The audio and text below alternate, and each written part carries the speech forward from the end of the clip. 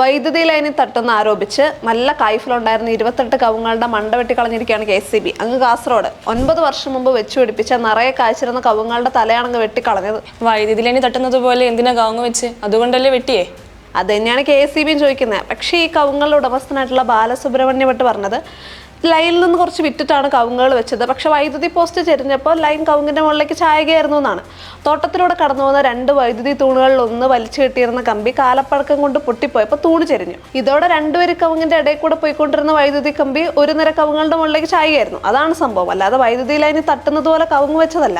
എന്നാ പിന്നെ KCB ഓഫീസിൽ പോയി പറയായിരുന്നില്ലേ? എത്രയോ തവണ പരാതി പറഞ്ഞു. തൂണ് ശരിയാക്കാൻ ഒന്നും ചെയ്തിരുന്ന KCB സ്ഥല ഉടമയോട് ഒരു വാക്കുപോലും പറയാതെ ഇതര സംസ്ഥാന തൊഴിലാളികളെ കൊണ്ട് കവുങ്ങിന്റെ മണ്ട വെട്ടി കളയായിരുന്നു. 4 വർഷമായിട്ട് നല്ലോണം അടക്കി കെട്ടിക്കൊണ്ടിരുന്ന മംഗളായനത്തിൽപ്പെട്ട കവുങ്ങളായിരുന്നു എല്ലാം. അത് മോശമായിപ്പോയി. അല്ലെങ്കിൽ തന്നെ KCBയുടെ അഴിമതിയും കെടുകാര്യസ്ഥതയും കൊണ്ട് നമ്മുടെ നാട്ടിൽ എന്തുമാത്രം നാശനഷ്ടങ്ങൾ ഉണ്ടായിട്ടുണ്ട്. അതെ, എന്നിട്ട് അതിന്റെ ഭാരം എല്ലാം സഹിക്കേണ്ടത് ഉപയോക്താക്കളും. ഇപ്പൊ തന്നെ അപകട സാധ്യതകളൊക്കെ കൃത്യസമയത്ത് പരിഹരിക്കാത്തതുകൊണ്ട് എത്രയോ പേരുടെ ജീവൻ എടുത്തിട്ടുണ്ട് KCB. എന്നിട്ടോ ഒരു കുറ്റവാളി ശിക്ഷിക്കപ്പെട്ടിട്ടില്ല.